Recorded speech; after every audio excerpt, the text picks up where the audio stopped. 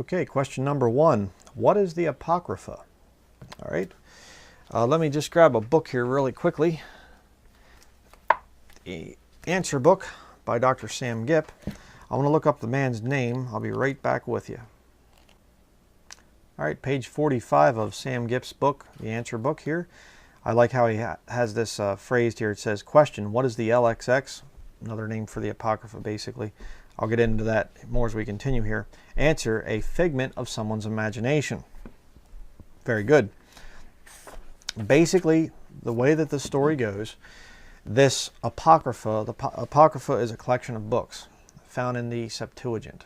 Okay, and the Septuagint is supposedly a Greek translation of the Old Testament.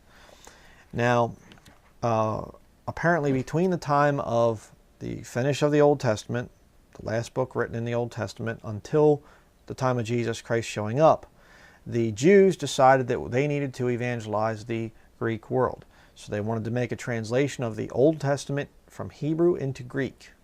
Okay, so there was supposedly this thing here, the letter of Orestes, and this guy decided that he was going to basically get 6 Jews from each of the 12 tribes together, and that, 6 times 12 is 72, and that they would take this committee and they would make this translation from Hebrew into Greek.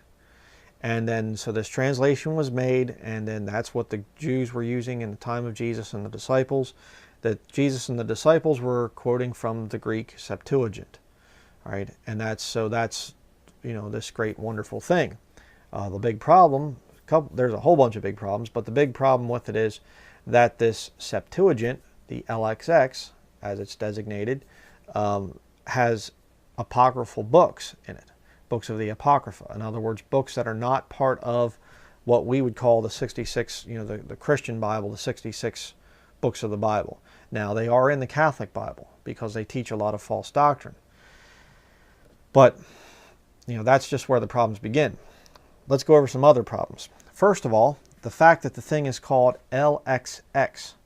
Now, if you understand Roman numerals, L is 50, X is 10.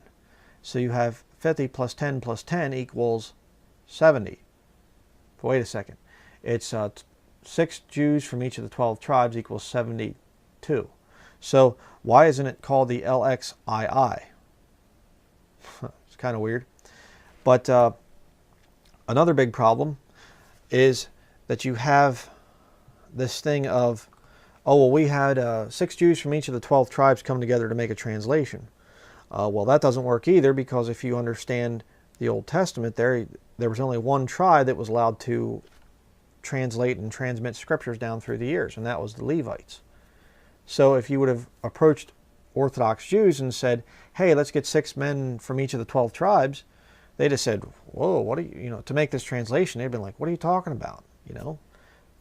They're not going to translate their holy scriptures. I mean, the Jews today still have their scriptures in Hebrew. The real sacred ones. Why would they make translation into Greek? Okay, that's kind of odd. But you're sure not gonna get, back then in the Old Testament times, you're sure not going to get 6 Jews from each of the 12 tribes to make this translation. But there's another big problem, which is actually spelled out in Scripture. And that is in Matthew chapter 5, verse 18. Jesus speaking, it says, for verily I say unto you, till heaven and earth pass, one jot or one tittle shall in no wise pass from the law, till all be fulfilled. Now, jots and tittles are Hebrew letters. Okay, Hebrew characters, essentially. They're not Greek letters. So if Jesus and the disciples were using a Greek translation of the Hebrew Old Testament, why would he be referring to Hebrew letters? I don't think so. And Jesus oftentimes read the scriptures in the synagogue. Now, according to my understanding, they don't read anything but Hebrew in the synagogues, especially back in Jesus' day. So this whole thing, when you actually start to examine this teaching of this Septuagint and these apocryphal books, it really starts to fall apart. But that's not the biggest evidence. The biggest evidence is that there is no such thing as a BC Septuagint.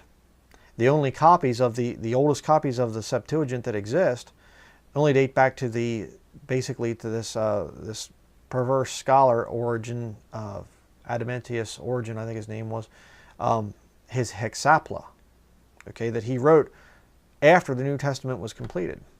It was probably right around 100 to 200 AD, right around that area in there. I don't have the exact date here, but the point is, it goes back to that. But there's no such thing as a BC Septuagint. There are no extant copies of the Septuagint that go back before the time of Christ.